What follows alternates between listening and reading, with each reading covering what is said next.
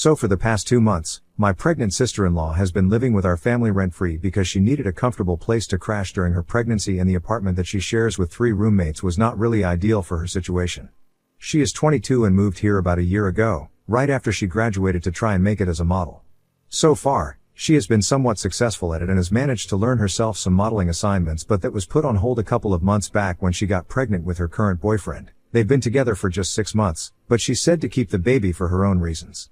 She can't live with her boyfriend, though, since he stays with his parents and is financially dependent on them. So 2 months ago, a couple of weeks after she found out she was pregnant, my in-laws contacted my husband and asked us if we would be willing to help her out and let her stay with us for free for a couple of months. At the time, we were more than happy to do so because she used to be a pretty sweet girl, but I guess staying in the city has changed her or something, because when she moved in, she was a completely different person from what I was used to. I have known her for almost 7 years, since that's how long my husband and I have been together, and we used to get along quite well before she moved here. My husband's hometown is a farming state and his parents are also farmers, but he decided to attend college here, where we live right now, and would go back home every weekend since it was just a couple of hours of driving. He and I met in college and we got married after dating for 2 years. We even have a 3-year-old son now, and I always got along quite well with his family, as he did with mine. His parents are simple folk, and so was my sister-in-law. She was quiet and sweet and actually used to put her brother on a pedestal. That was a huge part of the reason why she decided to move to our city after she graduated from college, so she could follow in his footsteps and find success here, because she did not want to work on the farm. And because my husband and I had already built a life for ourselves, we were able to convince her parents to send her as well, even though they were kind of skeptical because she had never stayed away from home before.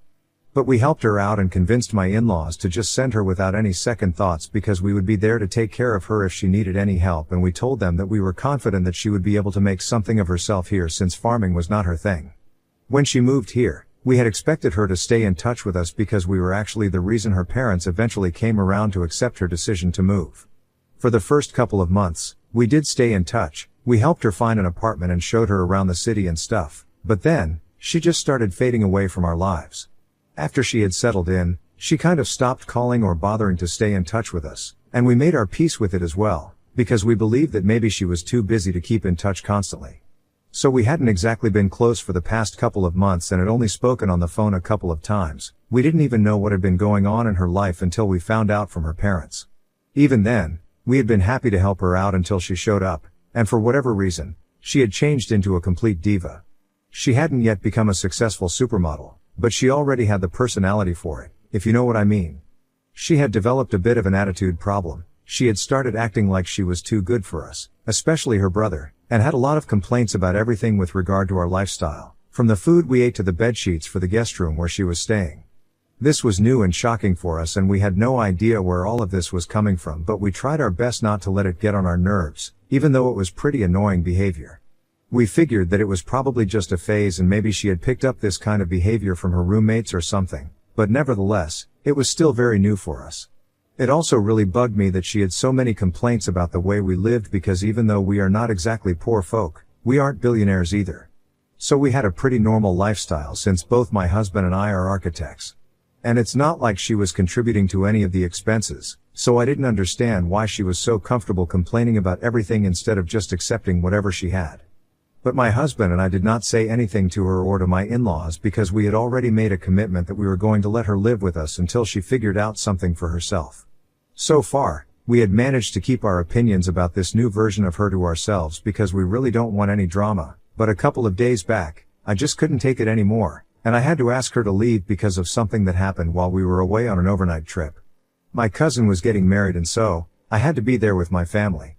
The venue was a couple of hours away, so we were staying there overnight, and she just had to spend one night by herself because we would be back the next day. My husband and I honestly did not think that there was anything that could possibly go wrong, but the next day, when we came back, I realized that the fridge was entirely empty when I tried to get some food after the trip. When we had left, it had a lot of stuff because we like to keep things in stock, but when I opened the fridge after the trip, it was completely empty. I'm not even kidding, there was literally nothing, and I almost thought that maybe the fridge had been robbed, but of course, that was not what had happened. The only person who had been at home was my sister-in-law, so I confronted her and she did not even deny it. She told me that she had emptied the fridge the previous night while we were not at home because she was planning on starting a special diet so that she could avoid showing for as long as she could, since she did not want to miss out on any modeling assignments just because of a bump or weight gain. She knew that I would never approve of throwing everything away in the trash, so that's why she had chosen to do it at a time when I was not going to be at home. From the way she was talking about all of it so casually, it was very obvious that she did not feel any sort of remorse for what she had done and thought that it was completely fine for her to empty somebody else's fridge. Mind you, the food items that she had thrown away were probably worth a considerable amount of money as well. So it wasn't just food that had been wasted, it was our hard-earned money that had gone to waste because she wanted to go on some sort of special diet and did not think that it was necessary to discuss this with the people whose money she was living off of. When I asked her about the diet, she told me that she was planning on going completely plant-based eventually, but before that, she wanted to do a detox. She thought that watching us have real food while she was living off of juice was going to make it very difficult for her to stick to her regime, so she had to make sure that we all stuck to the same diet as she did.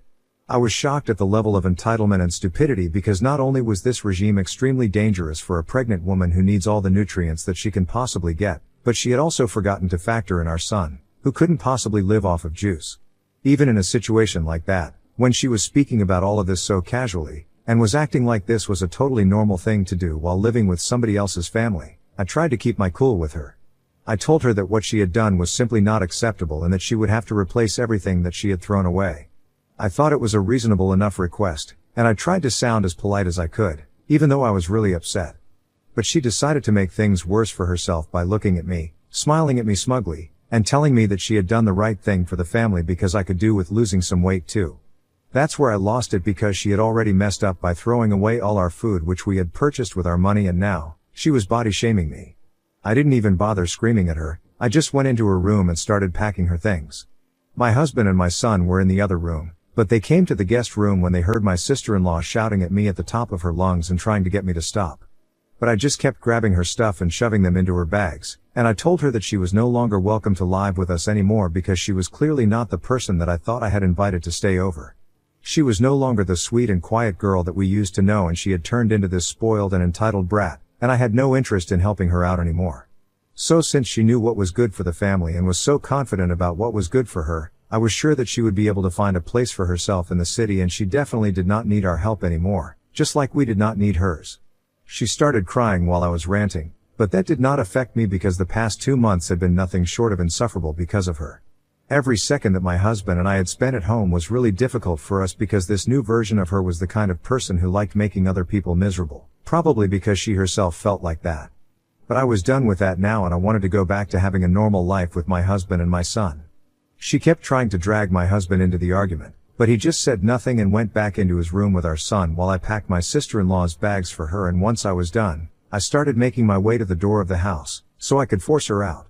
After I had kept all her bags on the front lawn, she started crying even harder than she had before and told me that she was not going to go anywhere, but still refused to apologize. If she had just said that she was sorry about everything, I might have reconsidered what I was doing. But at that moment, I was so angry that I grabbed her by the arm and pushed her out of the house, and then I shut the door. She stood outside and kept crying for another 20 minutes or so, but then, I heard a car pull up and then she was gone.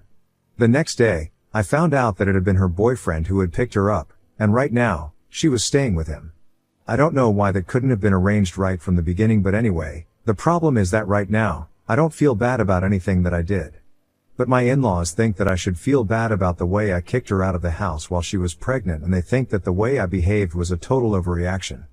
Personally, I don't think that's the case because my resentment and anger against her had been building up right from when she moved in, and the only reason I hadn't confronted her about her behavior was because I was afraid of something like this happening. I had tried my very best to keep my cool and not do anything that would hurt people's feelings, but I think that she had pushed me to act like that, and I can't be sorry for it. Besides, if anybody does owe somebody else an apology, I think it's my sister-in-law, because whatever she did, it was just stupid and crazy. However, my in-laws refuse to see it that way, and they keep insisting that I need to talk to her and apologize to her for the way I behaved because it was completely unnecessary in their opinion. In my opinion, though, I think she had been cruising for a bruising for the past 2 months, and she should have realized that if she kept testing our limits, this was definitely going to happen at some point.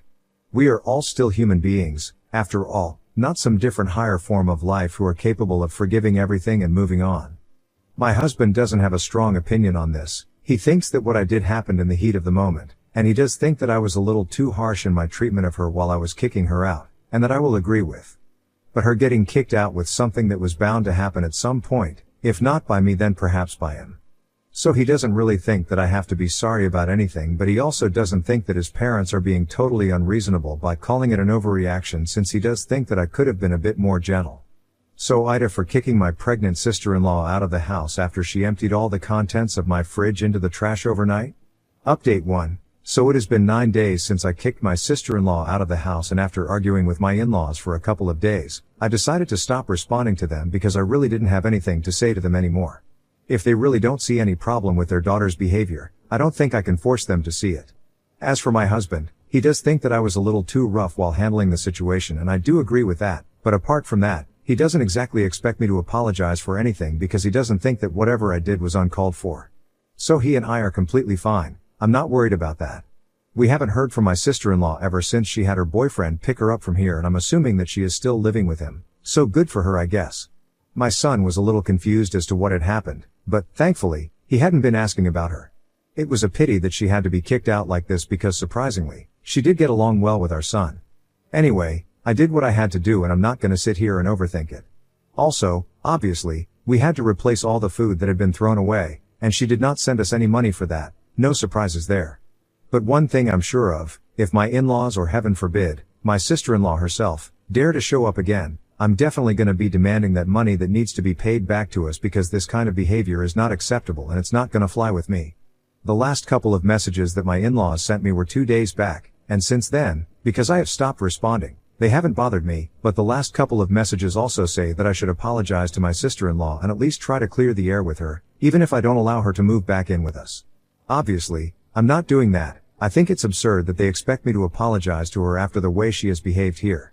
She has been entitled and ungrateful, and ever since she has left, the environment of the house has improved considerably, and I like it this way. It is sad that this fight is even taking place because so far, I have always gotten along well with my in-laws, but if they really don't see my point here, then there's hardly anything that I can do. My husband is free to keep in touch with them because I don't expect him to cut them off over something like this. I don't think it's that big of a deal yet. But so far, even he has said that he doesn't really feel like talking to them right now because all they want to talk about is my behavior with his sister, and he doesn't want to keep having the same conversation over and over again with them. Update 2. 1 week has passed since my last update here, and yesterday, my in-laws showed up at my house in the evening. I will be honest, my husband and I had really not been expecting that because, like I had mentioned in my last update, they had stopped texting me after I started ignoring them. And since then, they hadn't bothered to text me, so I really didn't think that they were going to show up here so soon, just to deal with this situation right now. I thought that we had dropped it, but last evening, when I saw them outside my house and I had to let them in, I realized that they were not going to let this go until they came to the kind of conclusion that they wanted. My son was obviously quite happy to see his grandparents, but they didn't even give him enough time. Usually, when they visit, the first hour of their visit is fully dedicated to our son and playing with him, but this time, they gave him attention for only a couple of minutes and then told us that they wanted to speak to us in private and they didn't want to discuss these things in front of our son. So I had my husband take my son into his room because I did not think that his parents were here to speak to him anyway. They were probably able to speak to me. And I really wanted to put an end to this whole thing, once and for all, so I decided to sit with them and talk it out. They had the same complaints all over again, that I had been a little too harsh and that I had really hurt my sister-in-law's feelings, which is why they feel like I should apologize to her. They also think that my reaction was a bit too extreme if we actually think about the situation, and they think that as the older one in this situation, I should have handled it better. So then, I also put my points forward, which I had already done before, and I told them that the particular incident after which I had kicked her out had been the last straw for me, and even before that, she had been entitled and terrible to live with.